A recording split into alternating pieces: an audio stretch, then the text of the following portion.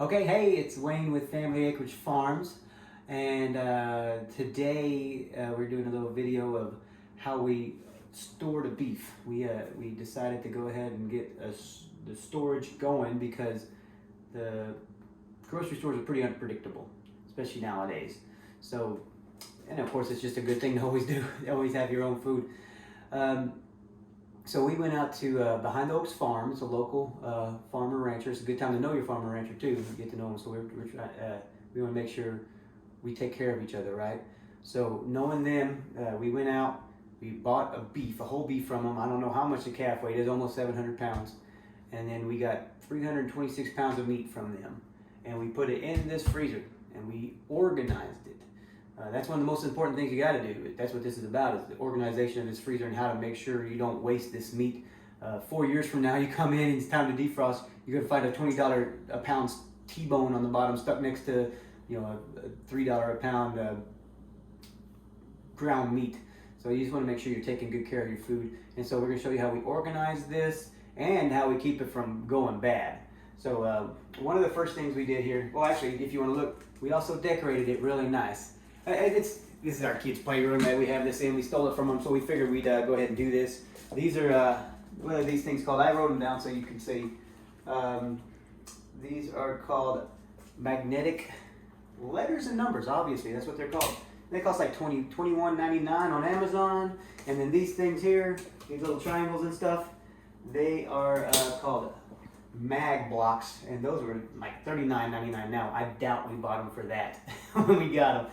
But so that's what we do. The kids just have a blast. Just find something like that for your kids on Amazon. I'll put a link in the description below, and it'll be an Amazon affiliate link, so it'll help support us in what we do if you do that. So thank you if you do. And then so that's for the kids to play with. But the kids playing around this stuff, it kind of gets unsafe because they have this thing right down here. That's your thermostat, and I don't know why the company would put this darn thing on the front, but kids think this is really neat. I came in here the other day and it was turned to here. Luckily it wasn't turned all the way to here, but it was turned to the coldest setting. I went and looked at the thermometer and it said it was it had to be almost negative 20, I think. It may have been in the teens still, but it was on its way up, or on the way down, I guess you could say.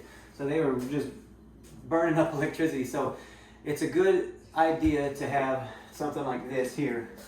We don't leave it out here so the kids don't play with it, but this here we set on the fridge. And this is called a wireless digital freezer thermometer. And I'll put a link for this in the notes too, in the show notes as well. But if you can see, it has 3 settings on here, or 3 different temperatures. This one here is for outside, so we put one of the alarms outside. This one here is for the one inside the freezer. And then they have another one. This one it's telling me what the temperature is indoors here. So it's pretty cool. And you can see you can set alarm. And so I haven't set the alarm yet. I'm about to, but we're going to have it set at probably about 3 degrees in case we got to open this thing up for a while and we don't have the alarm blaring at us. And we'll probably set it also at like a negative 10 or something like that, just in case the kids decide to just crank it up. So earlier we looked and you can see where the lowest has been is negative 12. And I'm sure it's going to fluctuate and everything like that, but you can see it also has here the max it's gone up to is -4.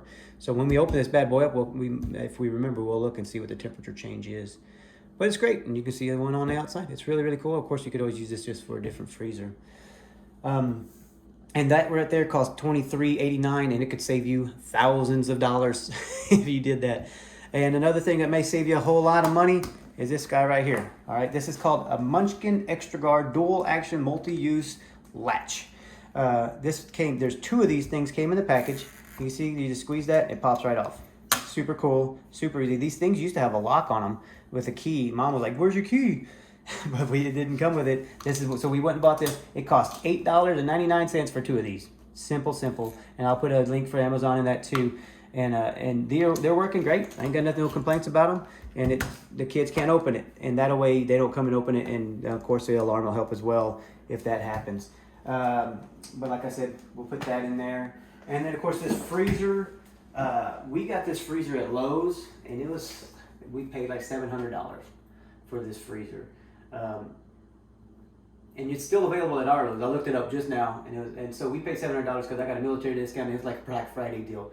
So And I looked at it right now, and it was on sale there for $7.79. So if you have military discount, you can get that Lowe's credit card, pay it off, don't go in debt, but you get 10% off. So you save taxes at least. But another thing is I looked it up on Amazon. They don't have anything like this on Amazon. They have a knockoff brand, and they're called, there was one called Coolmore. That was the closest thing I could find. This is 18.5 cubic feet. Coolmore is 20 cubic feet, and they want $1,051 from Amazon. And I have no idea about that brand. I'm just saying that's how much it is on there. But what is this brand? Huh? What is this brand? Oh, this is a Kenmore. So back in the day, it was from Sears. It's a Kenmore. It's Kenmore. So and it was, like I said, $700, 18.5 cubic feet, and we had 326 pounds of meat to put in here, and we're almost out of room. So get a big one if you're getting a whole cow. We would have never been able to fit that in our stand-up freezer outside. It's just a little old guy. So this is very, very important. And now we can feed ourselves and not have to depend on undependable grocery stores, right? So you're going to see some videos here of us just cranking through this, me and Hillary, packing all this stuff up, kids coming through. There'll be a couple things where I talk about the crates that we use in here.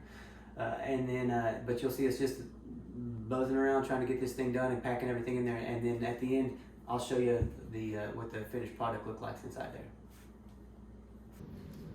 So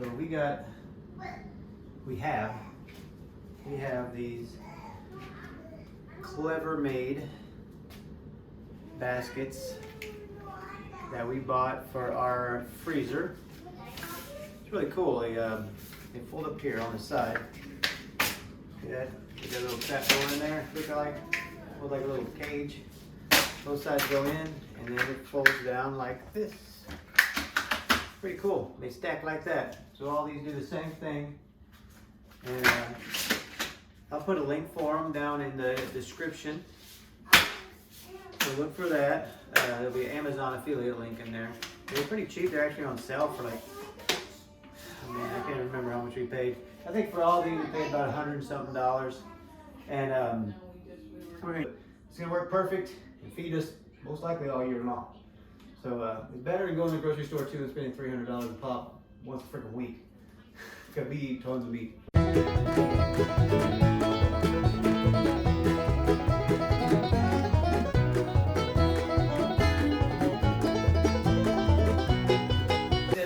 Here. This is from Behind the Oaks Farm.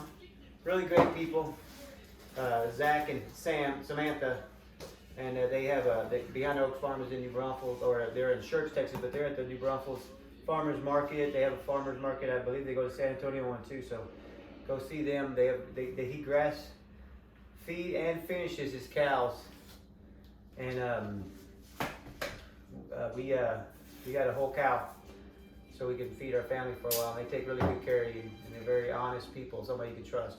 So, and there's not too many people like that nowadays. So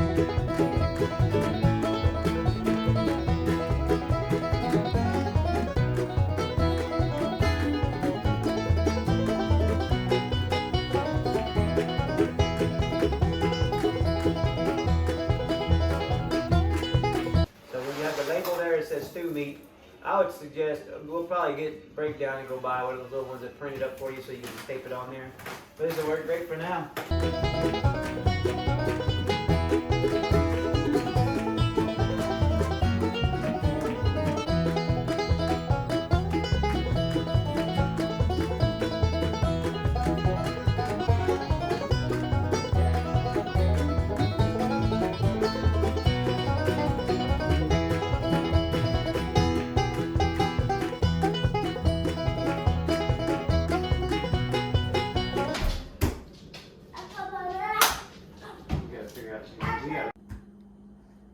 Okay, here we go. Let's take a look inside.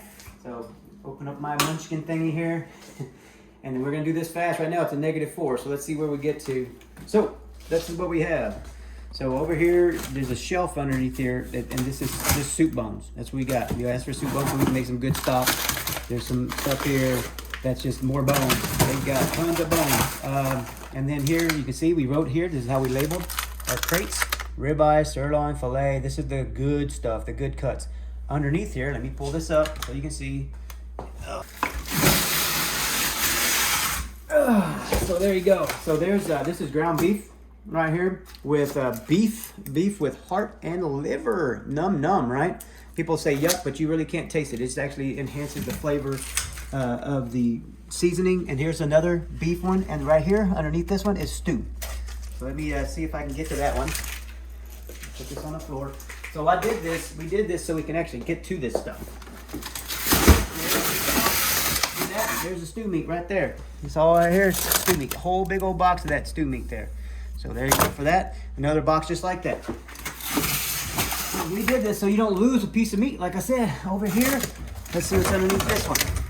It says flank steak, skirt steak, briskets, and I can't even tell what that is. That's all right. We know what's in there. Long cook. Oh, okay. So, and then over here we just got ground meat, tons of ground meat. We even have another box. So this is that whole cow in here. Like I said, we were running out of room. And so these baskets fit just right in here. We measured before we bought them. We made sure we had them. And let's close this up and see what happened with the thermometer. It still says -4. Of course, that's all a big old chunk of ice in there, so I doubt it's going to go too high. But we'll see what happens with it. I'll let you know later what it went to. So any questions about that at all, let us know. It's we had that. They kind of, what was great is that when it came from that packing company, the processing place, they already had it packed like that, so it was a lot easy. We just kind of put everything where we in extra crates. We weren't going to throw them in boxes there because they rip apart. I definitely would recommend some type of crate so that you don't lose it. If I could probably put 2 cows in here, but I'd have to just dump the meat in, and then you'd lose it of what you have. So use those crates, use your thermometer, use a lock, and take good care of it. Another thing I'm going to do a video about, watch for this one, it's about a generator. If the electricity goes out, you need one generator. Your car can work as a generator with an inverter. Whatever you got to do, and you only have to cool this thing down once or twice a day. Throw some blankets over it, and it'll stay frozen. All right, and it's not that hard to do it, and all you have to do is practice it. So you start practicing it that way. If electricity goes out, you still have your meat, and it's going to be frozen. So thank y'all for watching. Don't forget to hit that like button and subscribe, and then on that subscribe button, hit the little bell. You'll see this at the end. I always put it on there. But thank y'all so much for watching. Me and Hillary really appreciate it. And like I said, if you want to use these Amazon links, it helps support what we do. And if you like us, like what we do and what we're trying to do for everybody else, please use that Amazon link so that we can keep doing what we're doing. Thank y'all.